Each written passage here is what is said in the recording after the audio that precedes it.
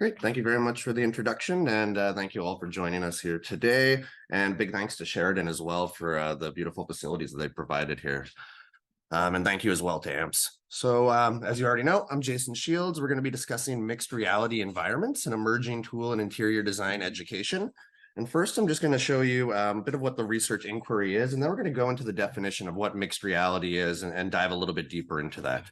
And so the inquiry, in a sense, is looking to investigate and discuss the adaptation of architectural models to interactive mixed reality experiences, as there's not much documentation as to how to kind of attempt this in a sense.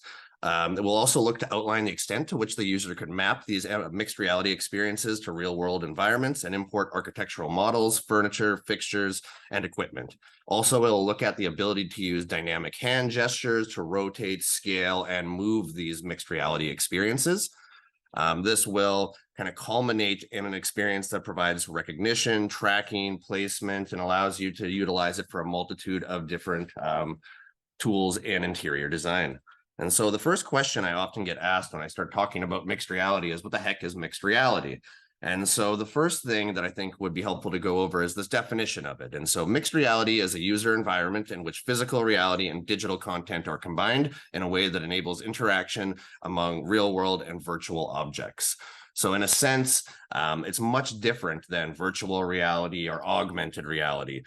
Virtual reality, often you put on a headset and you are put into a completely different environment. It's not the actual physical world that you're in. Augmented reality kind of is in between the two, where, for example, you may have your phone out and it can overlay information through the display. With mixed reality, you're often putting on a headset. It kind of looks like a visor in the front, and you could see the entire space here. But it would then project imagery, for example, a chair or an architectural model. It could project a multitude of different things. In our instance, we're examining it from an interior design standpoint, though. So some previous works that I looked at to influence this were very recent works, because this is a brand new technology. It's mostly being utilized quite often for military and medical purposes. But in this instance, it's starting to get more traction within the AECO community, and it's being adopted further through engineers, construction, a lot of different design fields. On the bottom there, you can see a little bit of a sample of some of the applications that are currently available. The thing that we immediately found was a lot of them want money and a lot of them are proprietary, both of which are not really helpful for us when we're doing this from an academic or a research standpoint. But it was important to look at what the current capabilities of the system are and how people are utilizing it in different manners. So the initial exploration used the Microsoft HoloLens. There's two versions of this unit. There's a Microsoft HoloLens Generation 1 and a Microsoft HoloLens Generation 2. When we started the research, we only had the Generation 1 unit. And so that's, you're going to hear a little bit of talk about how we experimented with that. And then we moved on to the Generation 2. As you can imagine, the Generation 2 is a lot stronger. It has a lot more memory. It just works better in general. So let's kind of talk about these experimentations and these explorations. The first thing that we wanted to do was, let's just see if we can get a model in this darn thing. And it really wasn't that simple, to be honest. We played around with a few different applications. Our first one here was just called 3D Viewer Beta. It's just something very basic that comes with the HoloLens itself. It allows you to import OBJs or FBX files. And so usually when you're working with an architectural model, it might be in Revit, it might be in Rhino, whatever it may be, you're going to have to export that out into a different non-proprietary format. In this instance, we tried two different things with it. The first, we just tried to take a really basic model and to place it in there without textures or any other additional information. The second thing we tried to do was put a full-scale couch in our architectural studio. And so you can see that there on the bottom. But what we were finding was, first and foremost, that one's not even on the floor. It's like floating off of the floor. And so we're like, this is not good. This is not really accurate. Couches don't float.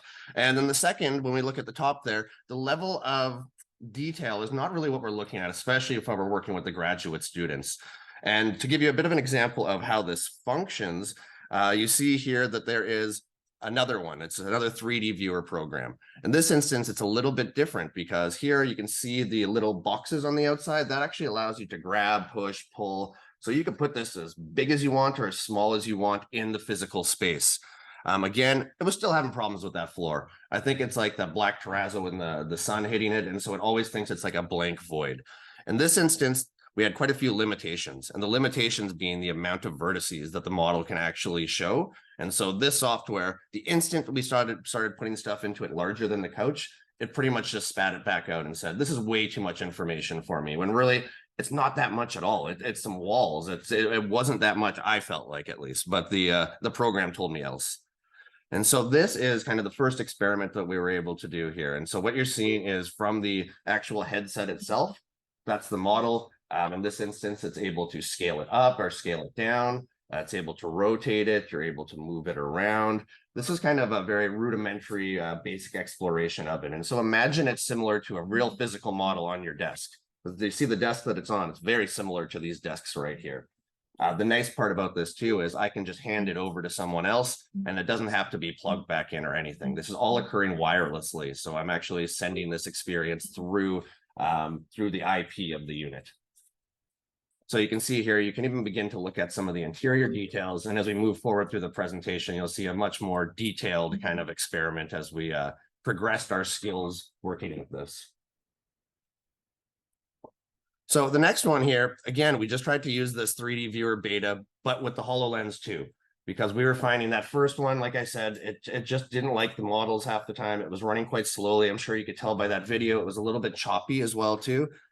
Things started to work quite a bit better with this. But again, looking at any of the software, even the free ones or the paid ones, we were finding that the amount of vertices that we were placing into it, like a student's model that may be done in Revit, it just didn't want to play ball with it. And it was always just showing it as kind of like a gray, just piece of matter almost. Here's where we started to actually start getting larger models within it. And so here, the problem we were having was it wasn't registering many of the surfaces, like the floor surfaces that it was putting on. It was not really properly spatially mapping it, but we were now at a phase where we were able to get a full model in it. You can actually see the partitions. In this instance, I think this is my research assistant's room, and she's just kind of playing with the model there on the ground. So it's very adaptable as well. You don't necessarily need to have some fancy space for it, but you need to have the hardware itself. So the thing that we were having problems with this, as you can see, it shows up like a very white, like styrofoam-like model. And we really wanted to get texture so we could have more of an evocative feeling and a better understanding of the materiality and the volume of the space. So this is a very good step forward, but it wasn't where we wanted to land. And so here we started to play with another piece of software. And this one was able to get the materials in. And so we were very happy about that. But then again, the more vertices I put into it, once I hit about a 46 megabyte file size, it said, this is way too much information for me. It spit it out again. And so at this point, we were getting a little bit frustrated as we were going through all these different experiments, trying different software. And so I started to think, well, why don't we just move this over to more of a game development kind of approach and to place this into Unity so that we have more control over it. So the initial thing that we had to do was first install Unity, install Microsoft Visual Studio, create the Unity project. And what they do is they have documentation for this online, Microsoft. It's called the Mixed Reality Toolkit. And so what I would end up doing was I could convert the model, bring it into Unity, and then start to work with the Mixed Reality Toolkit. And what this does is it allows you to put in hand gestures. It allows you to spatially map the space. It does take quite a bit of work to kind of get that all up and running. And so the one restriction that I was finding with this experiment was it was quite onerous, especially for designers who do not have, I guess, any game development or any programming skills. So that was kind of the tough part of that. And so first thing we started to do is, as I was mentioning before, is it was driving me nuts. I couldn't spatially map things with any of those other programs. If I were to put it on kind of a table that was dark like this, it would almost fall through. And so we started off just simply with a cube, just a geometric form to be able to test this out. And so you can see here the kind of the line work, that's it actually spatially mapping the studio that I work in. And so it's able to see that's a table surface, that's a floor surface, that's a chair, so on and so forth. And so that was kind of like a big step in the right direction, to be honest, because we wanted to be able to engage in the physical space and not to just simply be, you put this thing on and it just shows up in front of you. We wanted to actually work within space. And so here is where we actually started to program it. And so you can see the ball there. And then when it hits the black area, it kind of just disappears. So So there is so many problems that can happen, and it's a real kind of iterative solution. You know, we kept making new models, we kept having new issues, and we kept going back and trying it again. And so you can see in this instance, it's just kind of like picking up a volleyball.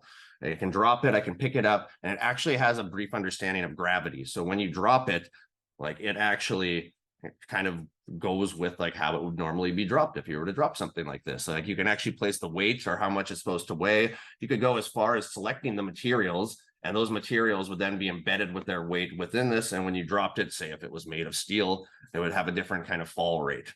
So there's lots of different things that you can do with this, but still, we're just looking at a cube here. And if we're trying to actually do an interior space has a lot more than just the cube. So what we wanted to begin doing was we wanted to begin importing models into this new kind of framework that we've created through Unity. The first thing that we did was, and some people might know this one, it's the Revit default model. We said, why don't we just try to pull this in with the site? And our first goal was to just be able to scale the entire model with the textures. And you can see the hands that are being shown there are actually the hands of the person that's using that unit. It maps out their hands as well so that you can see your hands while you touch this. So imagine this is a student's model in a sense. Now, literally, I'm just able to pick it up, drop it, go into it, look deeper into it as well. So you can start to kind of put your head in and start to look into the interior of the space. And I'll start to show a couple more videos and images of that as we move forward. The key thing with this, though, is that we were very excited. We were able to scale it. The materials were able to stay. You know, it didn't kind of become too wonky, and it wasn't fighting us that much either in comparison to the others, where if we tried to import this into those originals, there's way too many vertices and way too much material information. So it's a pretty crazy looking video there. So I think we want to break down what exactly was occurring. As you can see here, there's a number 1, and that's the spatial mapping. When you see that black and white kind of line work, that's it mapping the space. The number 2 is that digital model of the site. That's going to be the exterior architecture in this instance. And you can really do this with pretty much any model, any architectural model. So it could be an interior, it could be an exterior, it could be a massive site for landscape architecture. All of that's adaptable. And then the third is the user gesturing to rotate and scale the site with both hands. And so that's a very important part of this, where it has a tactile experience to it. It's not that you simply just look at it, you're able to feel it, you're able to touch it. And then as we go forward, the key thing that was really the investigation here is being able to move walls, to move furniture, and to actually take that model and be able to rearrange it. So when you're doing conceptual design or test fits or blocking, then you could do it in an actual volumetric space. So here is an interior version of it. This one has no material on it at the moment. It is just imported. And you can see now, you can point at it and I can begin to pick up each of the objects within the space, and I can begin to rearrange them. I can begin to test out different kind of test fit patterns and such. This example is fairly rudimentary, as we're still just trying to figure out kind of the capabilities of this software. But I think it's actually quite exciting, because when we look at conceptual design, often if we do it in a 3D application, it's very hard to do, I find, when working with students, because they need to go back to the paper. They need to be able to move things. They need to be able to shift things. The computer often doesn't allow you to do that, where this, I think, provides both like a visually attractive and a very engaging kind of method. Because I find when I show the students this, they're excited. It's new technology. It's new ways to work and look at architecture. And the other exciting thing too is you can just pretty much pull a wall, move it somewhere else, and you can see and you can experiment with it. And you can see as well here, you can rotate around it, you can move around it at all points. And this is just sitting on a desk. It's just pretty much just sitting on a table here in a sense. So within this image, it's a bit more of a breakdown. The first is that visual mapping. The second is the digital model of the interior space. The third there is just a movable furniture object. The fourth is movable interior and exterior walls. And the fifth there is kind of a new motion, where before they were gesturing like this to move and scale. So in this, we programmed it so it's a pinch for you to grab objects and to pull them off. So it feels like you're almost just pulling the wall off of the model. And then from there, you can begin to rearrange and move around. And so I think this was kind of an interesting slide here that I wanted to include. I worked with a research assistant with this, and I asked her after we had done a lot of it, what are some of the constraints and what are some of the opportunities? So as I was interested in hearing what her thoughts were rather than what I thought were some of the opportunities and constraints. And so she agreed. She said Unity was quite difficult to install. So trying to actually figure out that workflow, she said, was very difficult for her.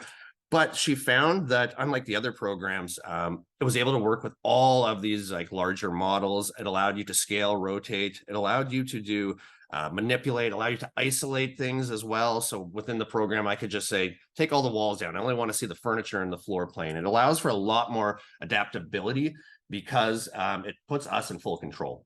Where the other ones, it's kind of the software is instructing us what the limitations are. With this, we haven't found too many limitations yet.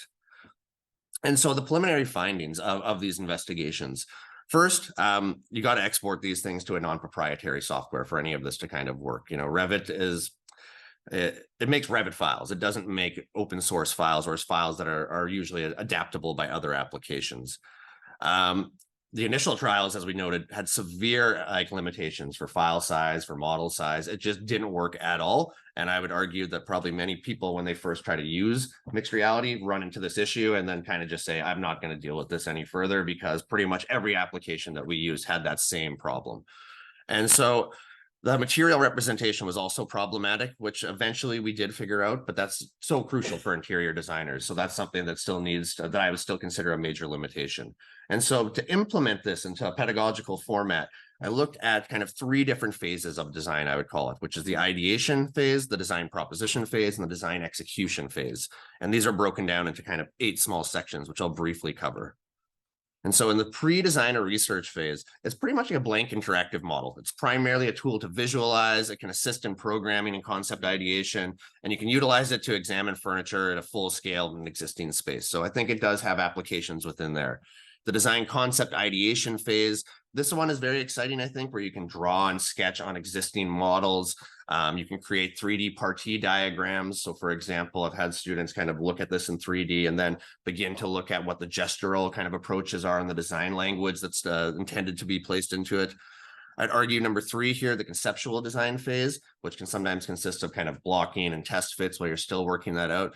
That's probably where the application of this is most successful, because you can begin to move FF and E in partitions. At this point, you're not actually probably creating the architectural drawing set yet, because that's where these two don't really meet at all. Where Revit's great for producing architectural drawing sets and 3D visualizations in tandem, this is kind of off on its own. And so I am hesitant, and I'll mention it later, to be used at kind of later phases in design currently. Again, the schematic design, it's similar to the conceptual design phase. I think it's good that you can also view the full scale FF and E. If you're going to an existing site, you've done your site measurements, you could go there with this and start to actually lay out some of the furniture, whether that be for your own research, for client research. The opportunities are kind of endless with that. So design development, that you could begin to look at this in this, like you could begin to analyze the work in this phase. However, it's not going to be reflected in the architectural drawings immediately. So if you do changes within that, then you would then have to kind of adopt them over to the architectural drawings. So I would most argue that once you start to get to these construction documents and more of the technical aspects of it, that's not where this is probably the most helpful in a pedagogical format. Where it is quite helpful, though, I think, is in both the design presentation and exhibition. Those being 2 different things, the presentation being right before you're kind of finishing off the project. So whether that be through a client or whether that be a student to an instructor, and then the design exhibition format, which is the design's done, where are you wanting to show it, how are you wanting to show it. This can be kind of a very engaging, cutting edge way of doing it, because it can also provide people the opportunity to play with the architecture as well.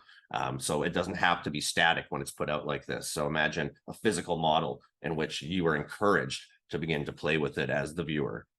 You can see here, there's a little small chart here, strong use cases, fair use cases, and minimal use cases. And so I would say, again, the construction drawings is the one that is just not functioning with this framework.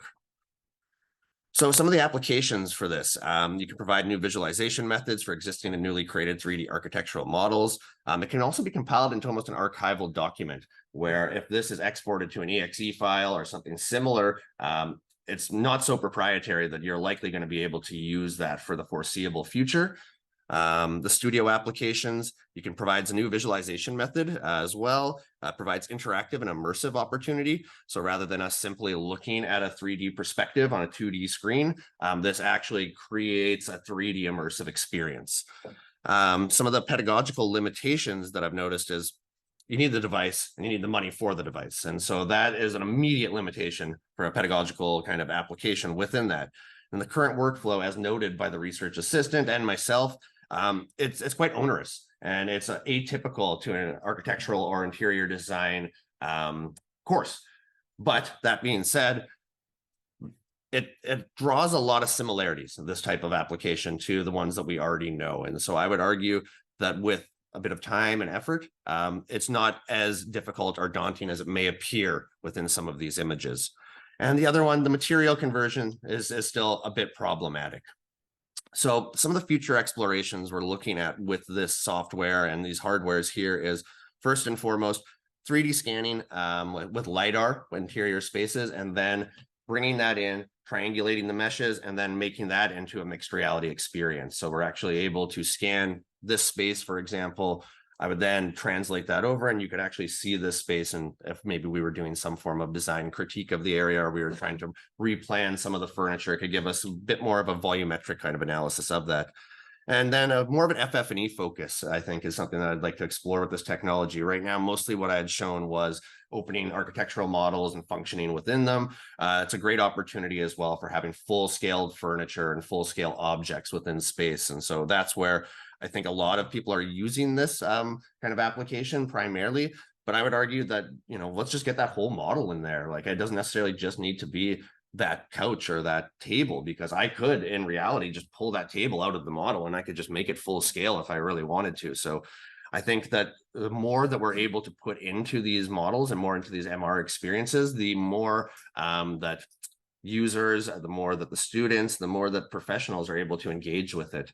You want it to be a large enough experience so that they want to pull at it, they want to pull apart, move objects, and kind of have fun with it. And so that concludes my discussion here today. And I look forward to any conversations, questions, or comments as we move forward into the question period afterwards. So thank you for your time.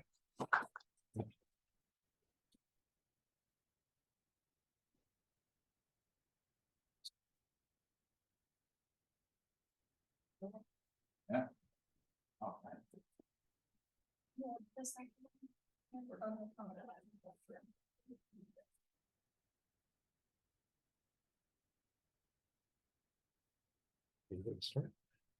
Sure. Okay. Actually, let's put her on the camera. Okay. Ah.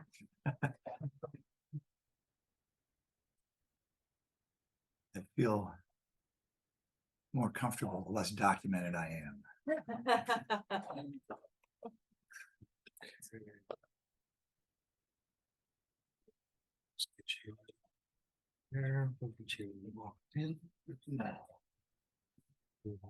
Test it. Oh, you have a PDF. Is that okay? Just got a interval screen. On that screen. So I get over to this one. Look at that. To screen there, and you're good. All right. And you don't have Will to that- center students. Will that thing work still? Oh, yeah. Yes. Okay, okay. cool. All right. Okay. All right. Also, just looking at this, I'm like, I guess it already replaces my job, just like AI. But anyway, so Jody and I and Zeke Leonard from Syracuse University. AI impact on design education, confronting the elephant in the room. Hey, everyone. All right. Thanks for being here. And thanks to AMPS and Sheridan. Do you want to, shall we start it off? Just kick it right off. How about to just go right to that? We thought we would start by saying, this is not a sketch. And here we go next. So go ahead. So obviously our presentation, our research is about AI, and if you, I always say, unless you've been under a rock, and you know, maybe some of you have been, AI is a big thing, right? And it really exploded in December. And as design educators, for really different areas, Zeke does quite a bit of foundational instruction. He has a different background than I do. I come from architecture. I teach technical classes, studios.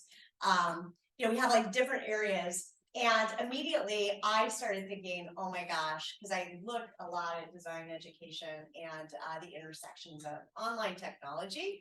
And I thought, oh my gosh, we have to look into this. So Zeke and I got together and said, we need to dig in and figure out, like, how is this actually impacting what we do, what our students do, what does this mean for the future of design? And anybody looking at this is at the front of the boat. There's really nothing out there that's substantial because it is so new and it's ever changing. So we set out on this adventure really with looking at a couple goals, because you have to do that when you're at the front of the boat. You have nothing to draw from. So we wanted to explore to really gain an understanding of how sophisticated AI is, especially in terms of where we think that maybe the impact is the biggest on design and studio and art education, which is AI image generation. And then we wanted to kind of take what we learned and investigate maybe the potential that AI has to mimic the work that we know that our students do. And then actually take that and then develop something that we could study on a more formalized level. Then our next goal was to kind of use that information to maybe dig into some deeper understandings about the impact, or maybe some, you know, create some discourse about where it's going, what should we be paying attention to, and really initiate those wider discussions. So we're just going to kind of go through some of these explorations that we have really dug into in the last couple months. So the first question, I don't want to assume everybody really knows what AI is. I'm sure that maybe you've heard it as a buzzword, AI, artificial intelligence. Maybe you've heard ChatGPT, OpenAI. So really it is, I don't really want to stand here and explain what AI is because it's not really my field, but essentially this software has this ability to basically put together knowledge to, like, I think it's called predictive text, right? And it can use that knowledge to create, whether it's writing or images, but it's not necessarily just grabbing, it's not going into the internet and finding information for you. It is just artificial intelligence, right? Where it is as good as a prompt or instructions that you give it, and then it goes from there. So there's a lot out there that's free, there's stuff that's not free, and there's a lot that we dug into just to see what was available. So as far as text output goes, OpenAI is who created ChatGPT, and that's really, you know, there's been offshoots of it everywhere. And really what it is it's discussion software. You have a conversation with it. So it's only really as good as like the conversation that you're able to have with really anything. You ask a question, you say, hey, what do you think about this? So what can it do? It can word things, it can reword things, it could give advice, it could analyze things, it could generate code. So if you are a web designer, that's been, you know, there's been a lot of discussion about, oh my gosh, how is this going to change our industry? So what we're interested in then, though, is really, what about this image output? Because my first immersion was into the text output that was really launched in December, and since then it's become more and more sophisticated. So when we started talking about this study, it's like, let's explore this image output. And so we explored OpenAI's DALL-E 2 is actually, I think is what it's called, and Discord, Midjourney, and Night Cafe, among a couple others. And what can it do? It can create, or rather mimic photography, renderings, computer renderings, paintings, drawings, graphic design, all of this. So what we learned, kind of exploring deeper into what it can do as far as image generation, we quickly learned that you have prompt-based programs and you have prompt and text-based programs. So prompt would mean that I could go in and it could say, okay, I want you to generate an image of a kitchen in an apartment of, you know, a dorm room or something like a fraternity house, something crazy, right? And it will output something. So it's as good as the prompt that I put in there. And I could say, hey, you know, act like you are a proficient artist in the style of, let's say, Van Gogh, right? And paint me a picture. So it's all prompt based. But what we learned about was that we have some other programs that are actually prompt and text based, where you can upload an image and you can say, use this as a base image, and then you combine it with the prompt. So we were really fascinated by that. We played with these quite a bit. And we used our knowledge of playing with these to kind of consider how, again, could we develop a study? How can we actually investigate this and understand the implications for our studio and for design education? So in this investigation, we learned a lot about prompts. We started playing with DALL-E. We decided DALL-E was the best one to use. And we just literally started with, hey, do a pencil drawing of a hotel lobby, right? We're not saying, you know, what's the name of a hotel? Like the Ritz-Carlton and whatever. We're just saying a hotel lobby, which means we're asking for it to kind of come up with something conceptual, right? So pencil drawing. And what we got was like, whoa, that's really sophisticated. So then we started developing. I was like, okay, draw a pencil drawing of a hotel lobby as if it was a 9-year-old, right? Who would draw it. And we noticed some crazy things happen. Like it would add like a 9-year-old in the picture, or it would, Or a giant pencil. or a giant pencil. We have Because the word pencil is in there, so now there's a pencil in the drawing. And I actually lied a little bit. At this point, we actually didn't select DALL-E yet. We were still playing with Midjourney, and we were, you know, we're playing with all of them. And at this point, I was like, oh my gosh, Midjourney can't draw crappy.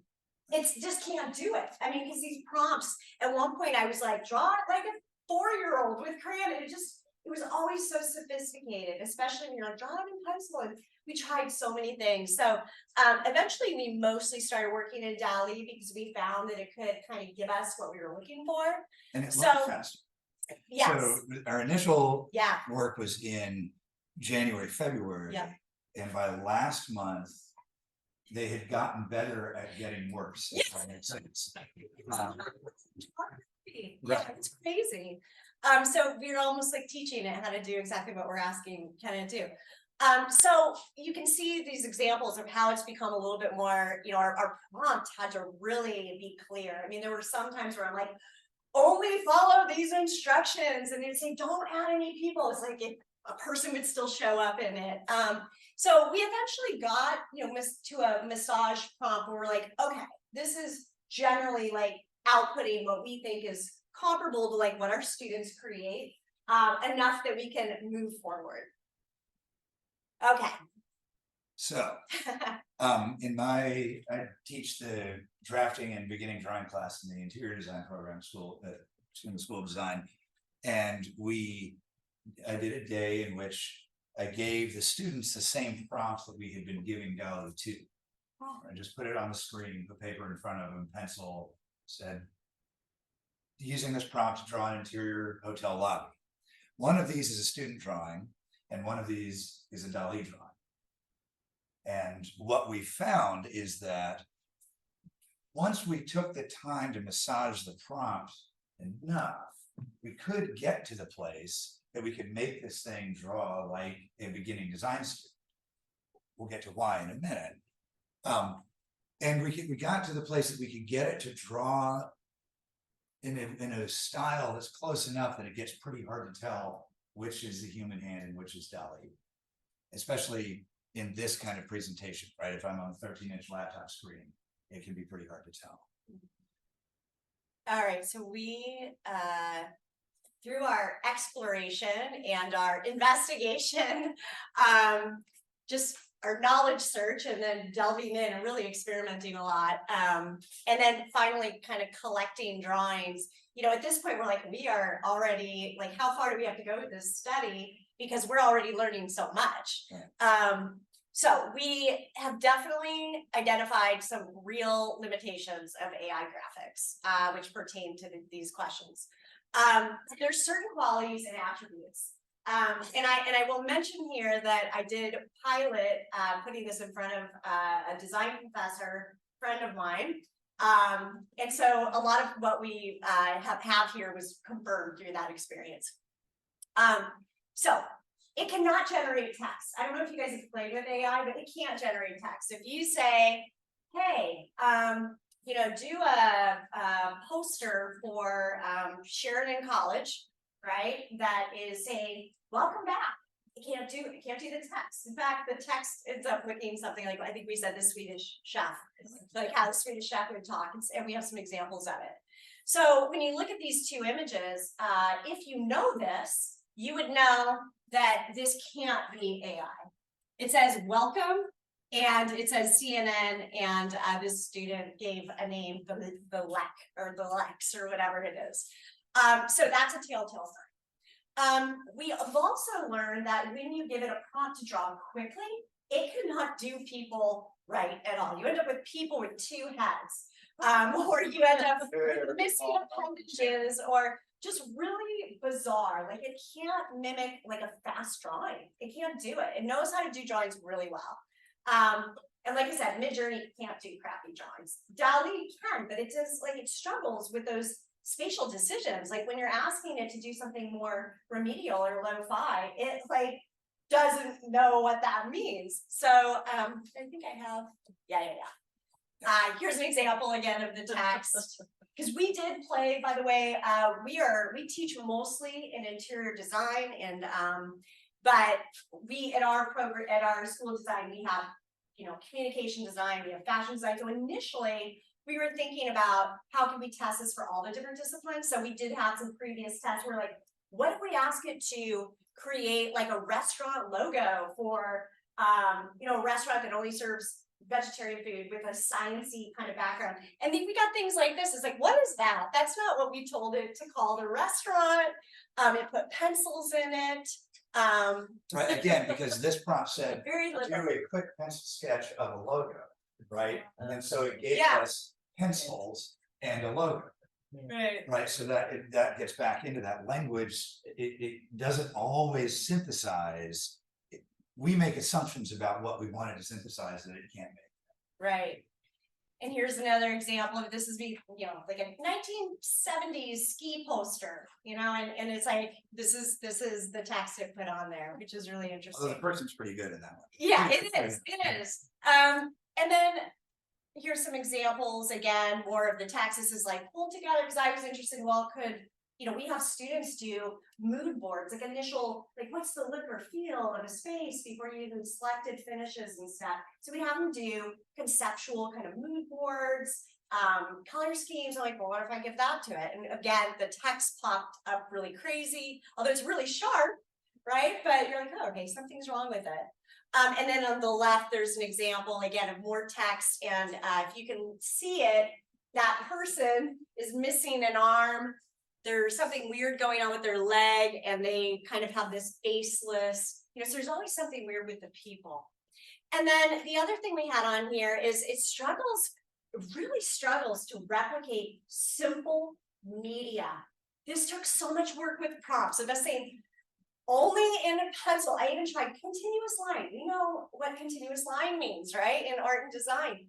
Continuous line, don't take that pencil off, just simple pencil lines on paper, no color, no people. And no matter what, we always, you know, we kept ending up with these, you know, kind of weird outputs, very unpredictable. It struggled to have a clean line like this. So that's something that really popped up in the pilot study. With my friend, she started saying, she's like, there's something really weird going on with these lines. It almost seems like it was drawn on an iPad, like on Procreate, where it's like you trace and trace and trace, and you get this weird smoothing quality of the lines. So, but it really struggled to do this kind of lo-fi drawings, even when you're like act like you drew it on site in the field. It took you 5 minutes and you only had a pencil, and so all right, so where are we at? We definitely have preliminary understandings, and some of them are non-concerning, some of them are. So do you want to jump in? Sure. So we figured out that, so we came into this thinking, oh God, when my students go off to do their weekly sketches in their sketchbook, which is one of the assignments in my class, are they going to be able to output or email me work from here and do that instead of doing the drawings? And the answer is not really. I mean, it took two, I would like to think, relatively smart grown-ups several months to figure out how to massage these prompts to the point that the sketches look like something that a beginning design student would do. So we're not too worried about that. Part of that's because it has certain identifiable attributes, right? There's certain things that we can see that if you know to look, you can say, oh, this is this. And then, as I say, it just takes too much work. It's too much work to cheat, right? So for that, so for that application of I'm going to have DALL-E make my weekly drawings and turn those in so I don't have to make them, we're not too worried about that.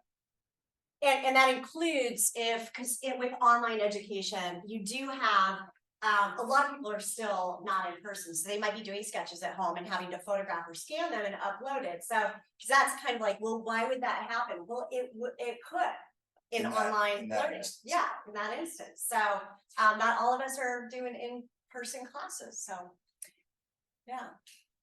All right. But then we get to what are we concerned about? And one of our concerns now is that a lot of the digital work needs to be viewed with skepticism, right? We need to start from a place of, did a student produce this work? Now we're going to get to in a minute, what does it mean to produce work, right? Which is the follow-on question. We're not there yet. But then, so it's easy to mimic, it's easy to mimic a rendering, to have DALL-E to mimic a rendering. Do we have the, is the next slide the one with the hotel lobby? No. Yeah. Or then one after that. Oh, yeah. yeah. So for example, these are renderings of a hotel lobby that I asked DALL-E to make, right? And not award-winning design, but certainly believable for a sophomore interior design student to turn this in and for me to say, oh, okay, well, I can critique that and we can have a conversation about it. Right?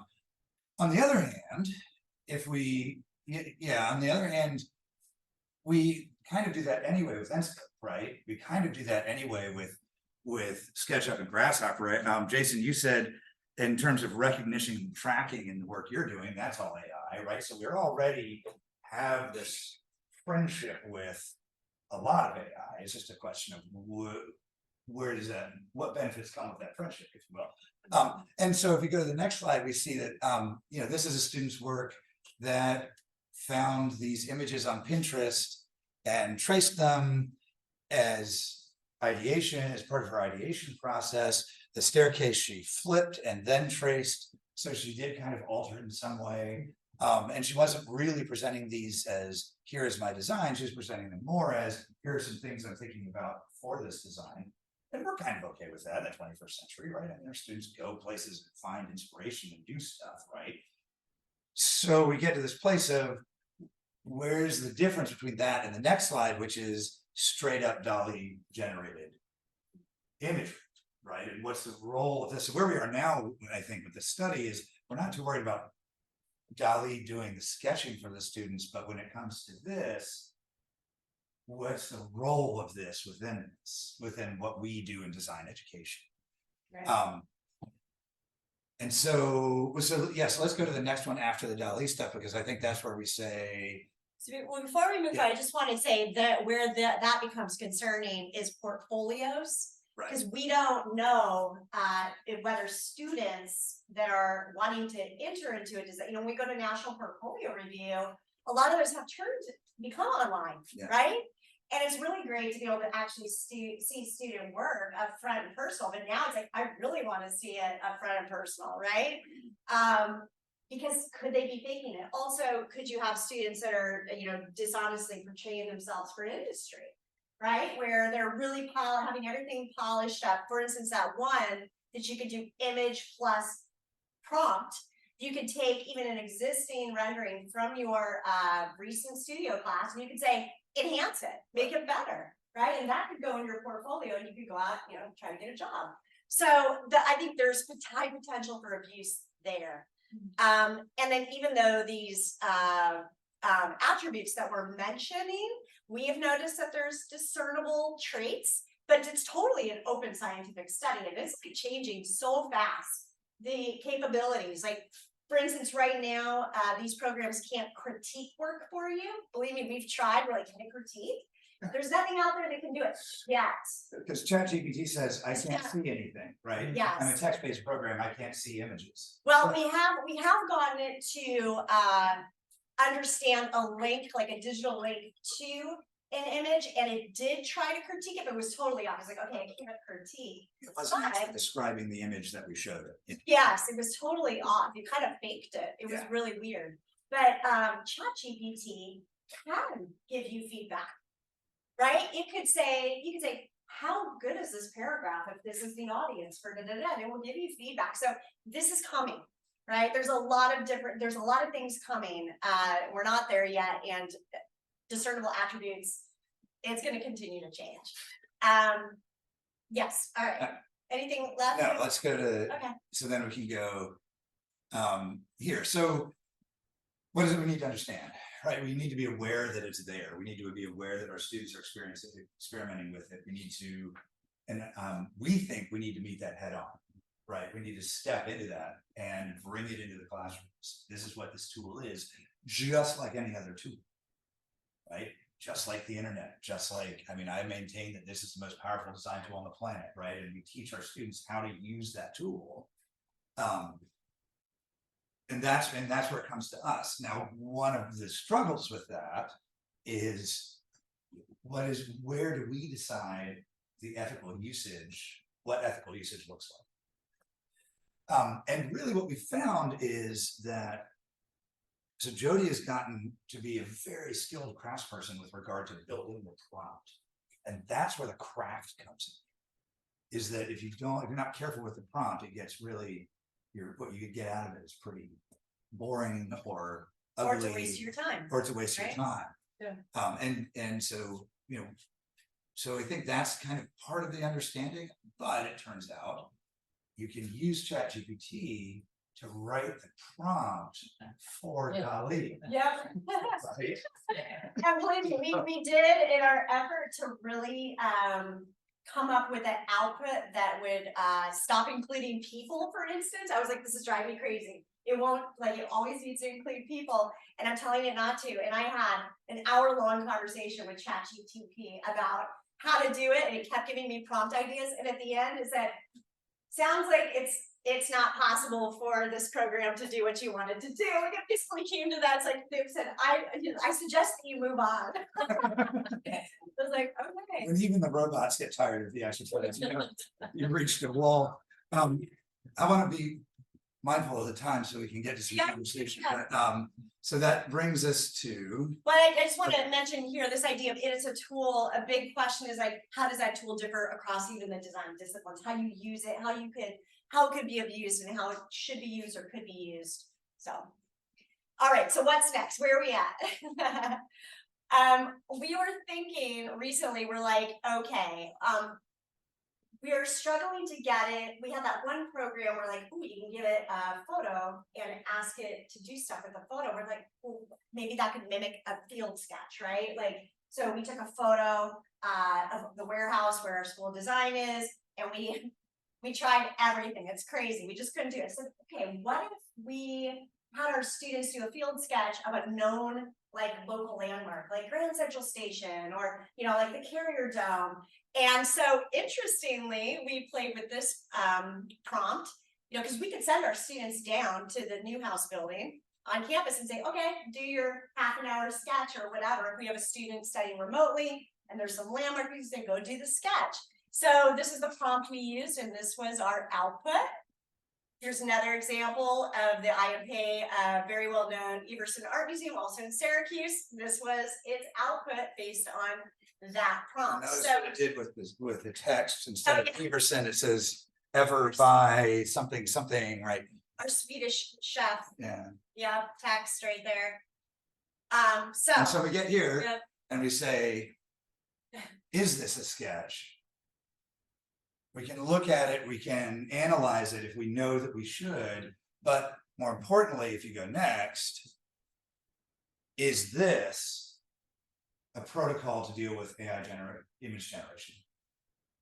And we put that QR code there so that you can, if you want to scan that to peruse later, this is what ChatGPT said AI image generation protocol should be at a design school situated in a major research university. And it generated that in half a second. The reason that my hackles rise is that I've been on the team at Syracuse University that's trying to make our AI protocol with regard to student work generation.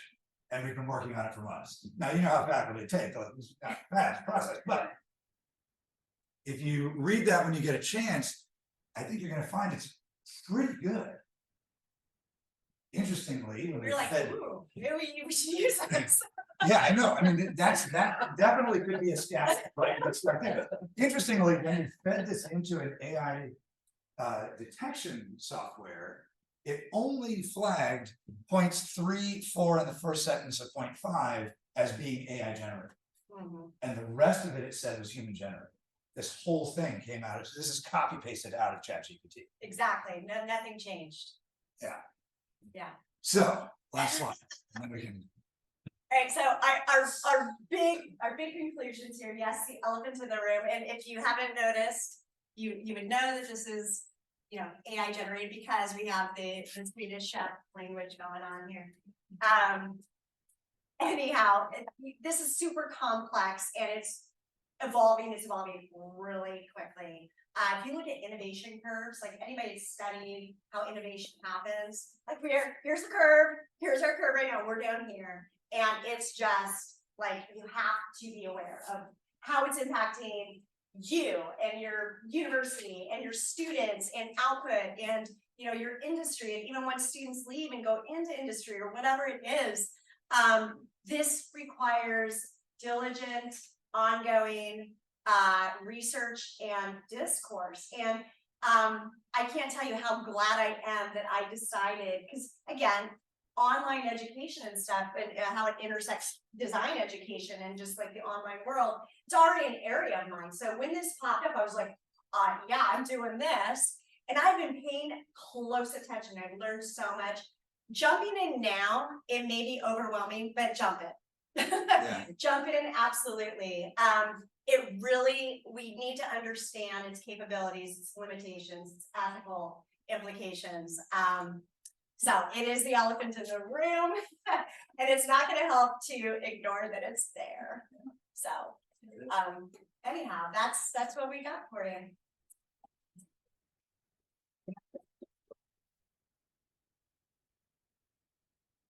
Yes, questions on it before I got or wherever. I mean, I just haven't had it. Do you want to still over here? Oh, maybe the recording purposes. Oh, yeah. So yeah, questions? Comments? Yeah, what's up? So I just want to say that, I'm sorry, I don't remember names. First presenter, Jason, fabulous, warm, fuzzy feeling at the end of your presentation. I'm like, oh, this is so exciting. At the end of your presentation.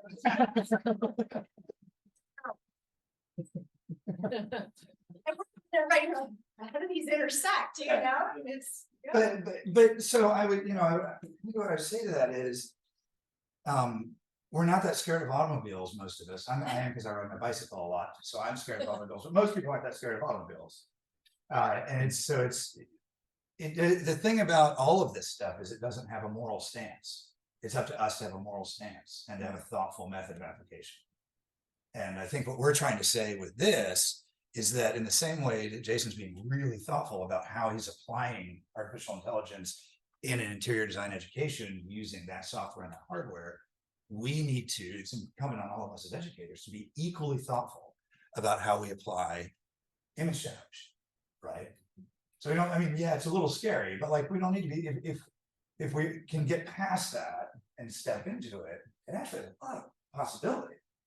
Right? We just got to figure out a language, we got to figure out an application, we got to figure out an ethical structure, you know. Yeah, because I would tend to agree with that too, as even I've been using ChatGPT and Dolly, and I've been experimenting with it a ton. I'm actually speaking about it in Spain later, and then chat more about it. But I think there's also an important element that's often not spoken about. Is maybe another elephant in the room is where a lot of people are saying, I don't want AI, AI is no good. They're kind of pushing it away. And what I'm seeing or what I'm postulating is what will happen is people who have money, like corporations, they will adopt AI. And if we as the public keep saying this is bad, get it away from me, they'll get it away from us, but we're not going to have it just disappear. Right. And so I think it goes back to what you're saying. It's important whose hands that it's in. And my biggest fear is that it will fall in the hands of the people we want it least. And then we will ourselves actually say, we don't want AI, AI is bad. And yeah, it can definitely be bad, but I think it's that how do you use it? Why are you using it? Can you ethically use it? So I think there's a huge conversation like it's just starting right now, and I was like really happy to see this presentation. Yeah, and and it's already like I actually until last night hadn't opened AI in a week, and I'm behind. You know what I mean? That it can already do stuff that it couldn't do, and that that I hadn't kept up on. Which is tough for a guy whose entire life is hand plans, right? So and pencils, right? This has been a really interesting engagement of tooling for me, but it is just tooling. It is just tooling. I have an ongoing, I was telling Zeke in the drive up here, he's like, I wonder if it can, I'm like, yeah, I wonder if I'm like, no. And I'm like, just so you know, I have an ongoing list of questions I've had about AI since December. And the list is like, can it do this? Can it do this? I'm constantly adding things on and I'm constantly crossing things off. So I've really become so immersive. It's like, you think, how could you apply it in like a way that's good, right? Or how could this be really destructive or disruptive or, but yeah, it's amazing what it can do. Well, and it's, use it for good, right? What's that? Well, I for one am so relieved that I won't have to deal with any appeals with my students, because they're all gonna get A's. I mean, associate deans won't even have to bother. I mean, they're just like, you see, like, hey, I'll have to my grades like weeks ahead. You don't even have to. I don't even have to look back right now. Why bother? It's all done, we can all retire. I love the idea of this new technology, I'll be honest. I'm actually consulting on a couple of projects right now that started last year. They're animated in a very special style, painterly, similar to, let's say, if you ever seen the Van Gogh film where every frame was kind of painted and so on. It's very, and lately in the last few months, the producer said, oh, we need 30 minutes as opposed to 20 minutes. So this person that's dealing with the project, I'm just consulting on it. I said, oh, there's no way we can do that. I mean, it's crazy. We can't even meet this deadline. Imagine the other deadline. And so we started experimenting with AI, and suddenly now they can produce that and more, with still the needs and artists in there. It's not perfect, not giving them what they want, but they say that the work has been cut to at least half, because most of the images are going to be most of the aspects of the images, except for the detail of the face and other things like that, will have to be dealt still with from the hand of a creator, an illustrator in this case. So, and another project very similarly, the same kind of thing. So it's fantastic. It's not going to go away. I think it's just going to happen. And I noticed in some of your talk that there was a slight, you were talking about limitations. So I'd like your perspective on, there was a time when we didn't have any AI. Right. Zero, nothing. Now we have this. So looking forward, is there anything that it's not going to be able to do, honestly? Well, there's interesting conversations about that, how it doesn't seem to have, it can lack some critical thinking skills. There have been, at least, well, a month and a half ago, there was discussion about that. right. But although, even if you've watched recent news about like AI, you hear just horrifying stories of what they're asking it to come up with. Like, how do you end the planet? Or, or what we were saying, how do you solve climate change? Right. And it's like, fear is all the humans, like it's crazy, like scary stuff. It's I don't know, I think, Yeah, my experience with it so far is, which is very limited, is that where it struggles is empathy. Yeah. Because it can't feel what it's like to be a human because it isn't yet. Right. And so that's the thing that I think we need to teach it. I think that it inherently skews towards a Western set of a white Western set of cultural expectations and desires. And that's something that I think we need to, you know, and like the whole internet does, right? So I think that's something that we need to think about. Is there anything it can't do so far? There are only a couple of people that are hooking it up to actual object generating tools, right? Well, not so far, I'm thinking about, I mean, Eventually, but you know, I think Right, that, right. Make 3D models using I AI. have a follow-up question on that actually. Yeah. yeah, With your experience, did you try to put it in the VR or an augmented reality situation where it can generate not only 3D imagery, but like Yeah. actual physical 3D modeling at all? we haven't gotten there yet. There's one piece of Yep, software yep. called Pointy, I believe it's called, and that's just still like in like a very early stage, like I think there's a GitHub for it, because And there's. that's where this starts, these two That's where, topics, that's yeah. where like I'm very. And it's excited. not there yet, but it probably will be. Yeah, so like what I'll take, like imagine it, like I'm not sure if you've worked with like kind of like LiDAR scan or point cloud scan models, and so what it would do is I could say, okay, give me an Eames chair with you know, some crazy material on it, whatever it may be, what it will provide back as a point Make cloud that representation. Pontoon chair or something. Yeah, it's like, honestly, it looks pretty crummy, like right now, it's just like the amount of points that it provides you, it's not fully there yet, because I think like the one thing that I find interesting, and more so about ChatGPT, is like it's iterative. And so I start a new kind of like file, we'll call it, and everything that I said previously in that file, it builds upon. But can you give them like a product tree or a parametric tree that is already generated by other designers, and Yeah. you know what, this is how we design a piece of furniture, this is how we design the interior, this is how we design the exterior of the building. You know what to do with it, and once you change one step or two in the parametric tree, you can achieve like different results, or how Grasshopper works basically. Yeah. Because it is also partially AI, right? Yeah. So Absolutely. you can train them. Landscape, we What were would be talking the about next that, thing? like SketchUp, the whole, you know, that it was just like, this is what their SketchUp model looked like, and then Inkscape, I mean, what, that is kind of what it's doing, right? Yeah. It's painting, Filling in blanks. yeah, So, based on prompts. You're like, Again, it goes extra back to the prompts. craft Yeah. of the prompt, Yeah. right? So you would have to teach it what it is that you want it to do. But then once you do that, it can do. Yeah, you can train it. Yeah. So in terms of pedagogy, in Yeah. terms of you know, you're talking about design, teaching and learning. How do you see this then as a part of your curriculum, are you thinking of addressing it in an introductory first year design studio? Will you build it into your curriculum so that it becomes? I'm certainly. I don't really- In every single class, with my student, I've found ways in every single class to make it okay, find ways where it is okay to utilize it as a tool for something.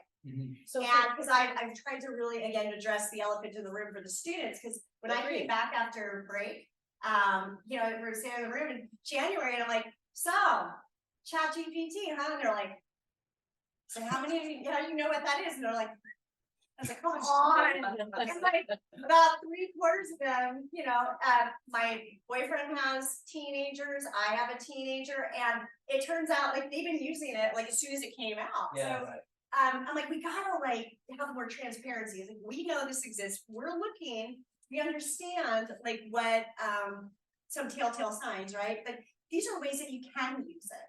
Well, and So if there you, are many ways So you how can would use you use it? Like, give me an example. You're in a design class it. Mhm. and you're gonna acknowledge, okay, so we're in the class and we're gonna use AI. What would be an example of that? So it would depend on exactly what it is and whether or not it's like a chat, like a GPT type of thing or image generation. One example, I mean, this has nothing to do with image generation or conceptualization at all, but I've told them, it's like, use it to check your spelling and your grammar. Oh. Right, I'm so sick of seeing presentations, it's like, come on, like, you have spell check. So encouraging them to take stuff and say, don't change anything, put it through how to correct the grammar and the spelling. one of So the there's things that. that I'm planning to do in the fall, because a lot of our students come to us without a lot of critique skills. Yeah. right? And so one of the things I'm planning to do is have them use it to generate images and And then then critique use it as a tool to learn how to critique. Yeah. I get it. Thank you. That's Right. very helpful. Thank you. There's many other. Even forming Yeah. like design language and stuff. Yeah. We've used that before too. So for example, I think you showed often I have the students, they'll show me like 6 Pinterest images. And so I've been like, okay, and I've kind of told them like, stop showing me Pinterest images or don't tell me it's from Pinterest. But that's it, starting to drive me a little crazy. And so then we have had them, generate images with that, but a lot more, I would say, abstracted images. So not necessarily asking it to make an interior, Yeah. but giving it an idea or a concept, because we often, at least in the graduate and undergraduate studios that I run, the key thing is we first start off with understanding what the concept is, the design language, partie drawings, and so. That'd be great, yeah. So that's where I think it's very good, because then you can kind of lay out these images, you can sketch and trace on them, and they're more so abstractions, like, it could even just simply be like, just like a crazy 3D like sphere or something of that nature. It doesn't need to be an interior to actually inspire the creation of an Say, what does interior. this mean? Yeah, so it's just like often how I'll have students like read books or watch film or listen to music to inspire the interior. That's how I see it being like a really good tool to generate ideas very quickly. Very interesting. Thank you. But also, To the stairs that we had up there. Yeah, here it It was is. from Pinterest. And what we forgot to mention, which we found, because we thought initially that she did it off AI. She's like, no, I had Pinterest. I was like, oh, okay. I was like, do you mind? And I had a conversation with her. I was like, do you mind if I use your work? And because it ended up, yeah, she traced this, she flipped it, she used her iPad, she put trace on the iPad, but then she goes, but Dr. J, this is mine. And I said, she's like, I came up with this on my own after I drew that. Got it. That's interesting. And at that she has a point, bunch of other drawings it's too, so, right? Okay. yeah, so that's another great use of it, Yeah. inspiration. And I think Really interesting. I think too, having the conversation in the classroom about the limitations and shortcomings helps them understand that, again, it's just a tool, right? I mean, if you aren't careful with ChatGPT, it will write you an essay with citations, some of which will be made up. Mhm. Actually, a lot of them, I've checked into that. Right, like you then go look for that citation, and it's Chicago style or MLA, whatever you ask it to do, but it's not a document that was ever published ever anywhere by anybody. Yeah. So having that conversation with them and saying, look, this looks great, but let's really pick it apart, right? Like, let's really start talking about, if this is a hotel lobby, let's get into critiquing that, because it's frankly not awesome, right? Looks like an abandoned mall. It looks like actually they also look like abandoned homes. Yeah. Yeah. So I think that's another Gotcha. part of the conversation. And if you're looking for a really good way to come up with a project that you can use in a studio classroom that will engage AI generation, a great source is ChatGPT. Right? You can ask it to generate an assignment, and then usually you want to massage it, and it doesn't quite work. But again, as an inspirational thing, it actually can be a great jumping off point, Yes. right? You can actually ask it, say, generate questions that they can't use AI to answer the questions. And it will. It ends up being experiential and fieldwork, Yeah. so, good idea, ChatGPT. Or it can win photography awards. Or it can win that. Yeah, award. yeah, And David. after 60,000 years, we're talking about 4 or 5 months Yeah, of this, so all these shortcomings that you're talking about aren't going to be there in another 4 or 5 months. Mhm. So let's not lean on that, right? right. Well, and I would add to that what we think of as shortcomings in a year might not be identified as shortcomings. Right? When cars were first invented, everybody was like, these things are so loud and they make all the smoke and it's awful and we got to get rid of cars. And now we don't care how loud the car is. In fact, with the electric vehicles, we have to make them make noise because they're too quiet. Right? So a year from now, what we're identifying as limitations may not be seen as limitations. They just may be seen as one of the parameters of the tool. In the same way that it's really hard to cut a circle on a table saw, so I don't try to cut circles on a table saw, right? So This that's- does there's- yeah. beg to, like, I guess, like, a major thing, like a big takeaway is, the future of design education, we have to teach students how to critique work and make choices, because as soon as that AI gets into your programs you're working with, and now you're like, okay, change the space now, so it's like Art Deco, blah, blah, blah, with, it's gonna output something, and you want the students to be able to critique it, right? You want them to be able to learn like what's good about this, what's bad about this, rather than just accepting, you know, because we see it happening with rendering programs, like, you know, they build their SketchUp model and then Enscape does something with it, and they're like, okay. It's like, no, it's giving you information. Now look at it, right? And I'm like, why are you only showing this shot? And they're like, well, because that view isn't very good. I'm like, well, Then let's fix that. Right, there's a problem with it. exactly what you're saying. This definitely increases the pressure as design educators to really teach our students how to critically look at these, anything really, so we can make better choices, right? If it's about massaging, right, this Yeah. output. Yeah. Just want to question the idea that it's not it's a design tool, but potentially more. I'm making a distinction between its use as a design tool and its use within education.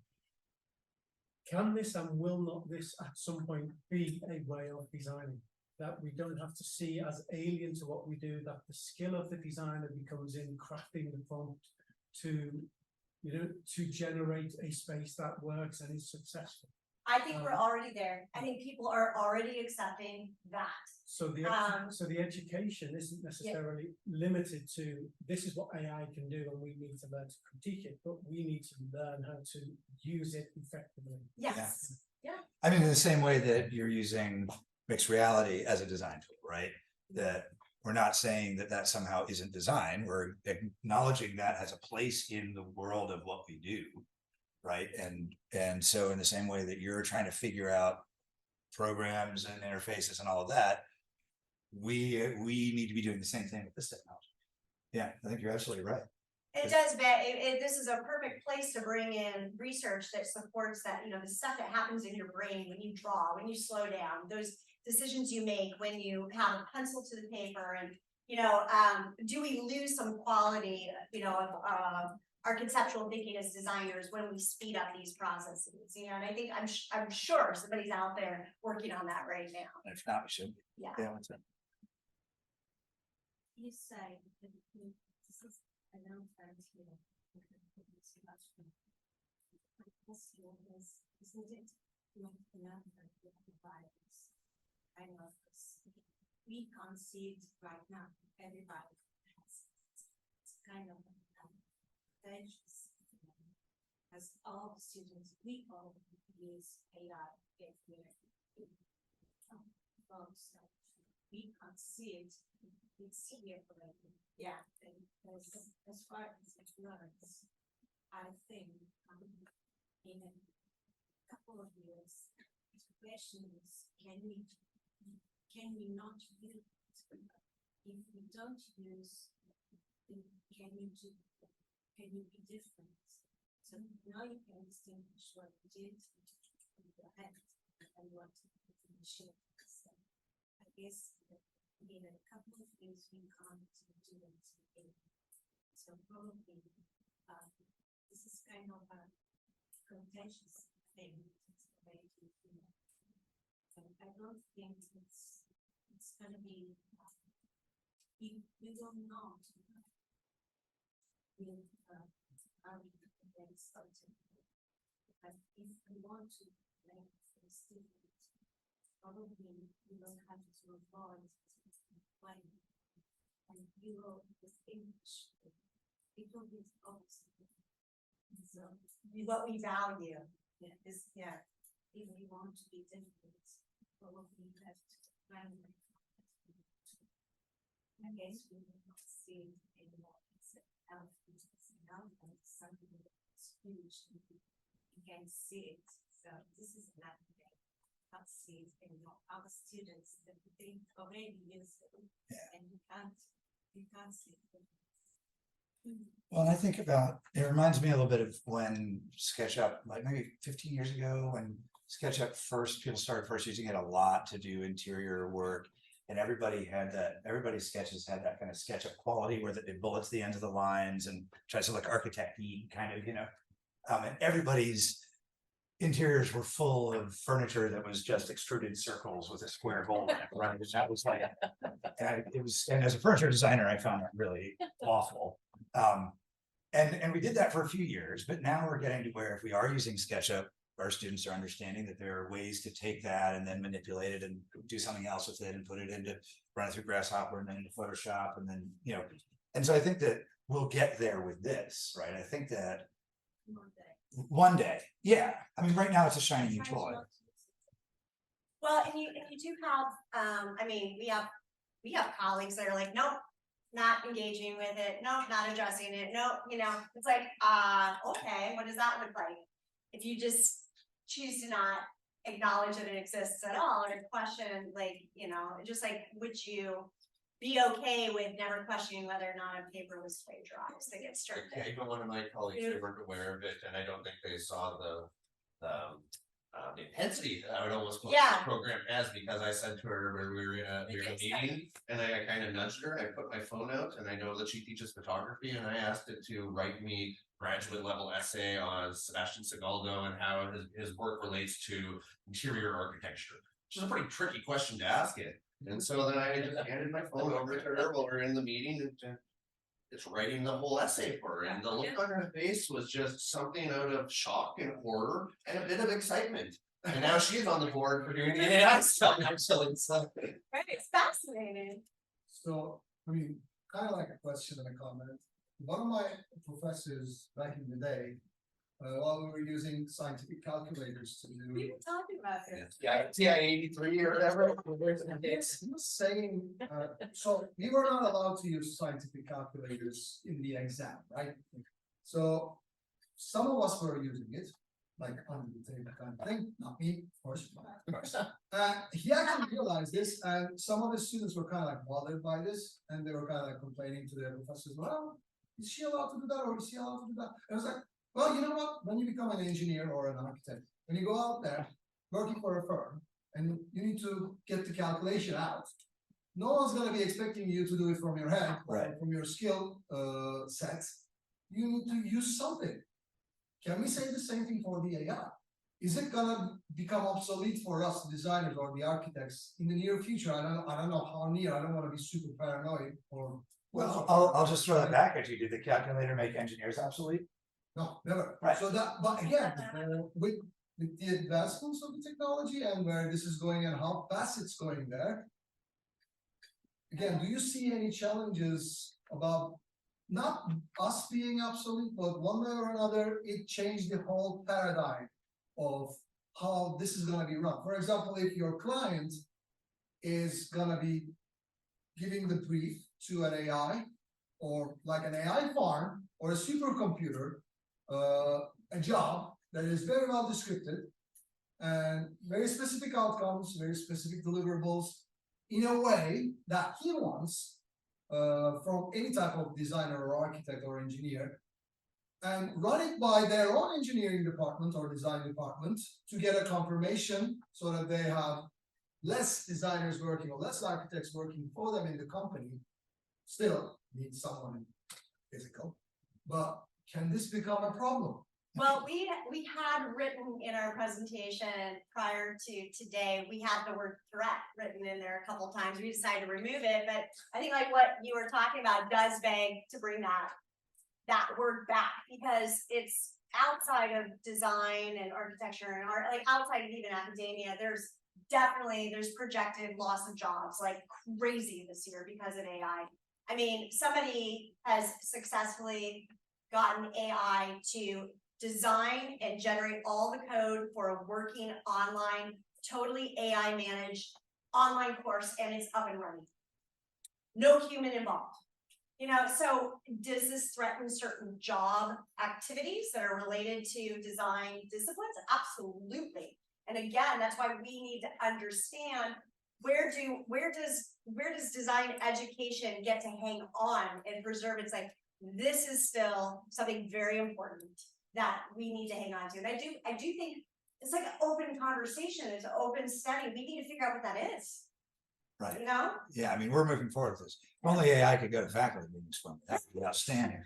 Good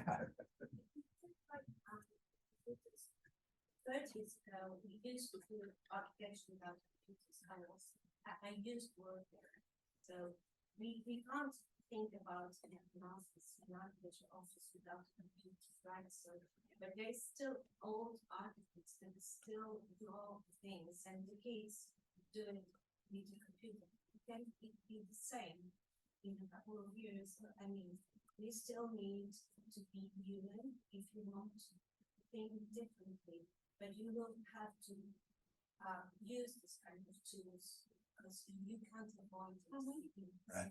Yeah, I can see though where like, because I worked for years in an architecture firm and I know how bottom lines work and meeting schedules and how the implications on the budget, and you're like, things already move really fast. And I can see industry embracing aspects of this to speed that up. I think absolutely. Yeah. So, like even like And it I often moves frighteningly fast. I'll often describe to my partner too, because I told her you need to learn how to do prompts, and she said no. And then I said, well, I'm like, you remember when Google came out? And she's like, yeah. And I'm like, well, one of my parents decided they didn't want to deal with Google or anything like that. They can't use a computer today. And it's a major problem. I have to do all of the technology. Email accounts. I think I had to set that up when I was 16 or something. But I think it's that important aspect to realize. Before we had to go to the library to get the book, then to disseminate the knowledge. Now we go to Google, and the bigger thing that I even see now, and I think this could be a threat within AI as well, is have you tried Googling anything lately? The first 7 things are ads, and like the output that you receive now from Google is somehow much worse than it was previously. And Bing has AI integrated into it. I hear it's terrible. It is terrible. It's Chat GPT. It's not GPT-4. It's like Bing GTP or something like that. Yeah. There's a question about that. Hi. Can you see a time, maybe in the near future, where it generates jobs in the way that before social media, there was no such thing as a social media manager? Might there be people who manage AI? Yes. No, there'll be people who their job is to write prompts properly. I think that already exists where someone's a self-proclaimed super good at prompting, and they're probably making hundreds of thousands of dollars a year, because I think that that is actually going to be a job, is just being an AI specialist, but not in the way that it is currently. It's just being able to run the program in a sense, or know how to work it well so that you're able to get the results that clients or whoever it is paying you to do it. Yeah, but I think that's it. You can say, I try to do this, you probably say, go to Jody. Right. But I would add to that. You learn how to make the program work for you. Yeah. Some of these image generators actually have recipes. I've done all this research, and it's no, there's actually an order of things that you put it in, and And I think it's worth noting too, and I don't have numbers for the last couple of years, but immediately pre-pandemic, something like 30% of our students as design educators were going into fields when they graduated, or going to jobs when they graduated that didn't exist when they came into college. Right. And we know that's still true, right? 5 years ago, who would heard of Zoom? And now they can't hire people fast enough. Front end people, back end people, interface people, experienced people, whatever, right? We have a couple of recent alums who are working for Zoom now because they're hiring people left, right, and center. So I think you're right. I think that some jobs, in the same way that when I first got out of college, I made my living doing hand draftings, right? And that's no longer a viable job. No one's going to hire me to run a mail line anymore. But other jobs became possible because of the technology that replaced that. And especially for design students, our job, I think, is to train them to be critical enough thinkers and be nimble enough to be able to say, okay, so this is a real, so this scares me, right? But this is their future, or this is our present, all of us, and their future. And so, part of the training I think we need to do is to be training them, not in how to use it necessarily, but in how to understand these implications, right? And then how do you turn that into a career?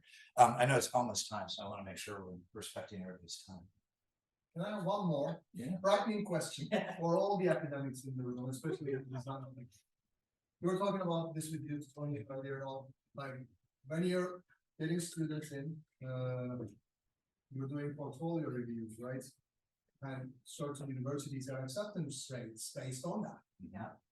How can we get ahead of that and understand what portfolio is faked or touched up or retuned or refined by AI, one way or another, or completely created from scratch by the AI.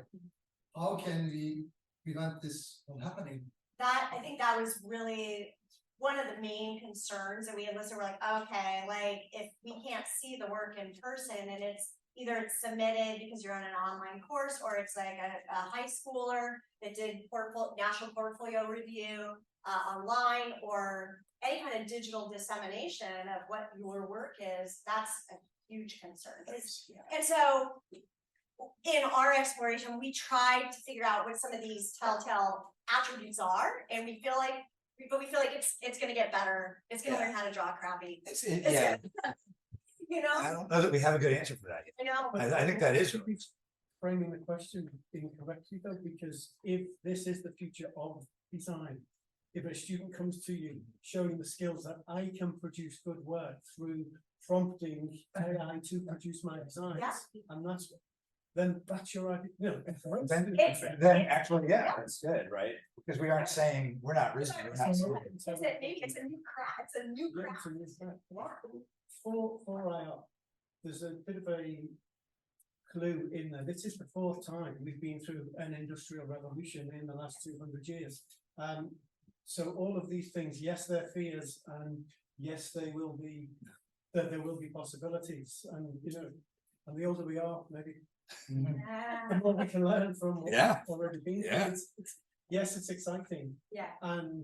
But we have been through it before in a various iterations. Maybe we don't need students anymore. That's right. I personally, about learning and understanding and being there as all this is coming out. I am absolutely bringing it into the way I, how I'm talking with students, and like I'm making sure that I'm right there with it, and I'm not just like letting it happen and not addressing it, because part of it is super exciting. It's like I want to be here with you while we're going through this journey, and I just think it's fascinating. Yeah.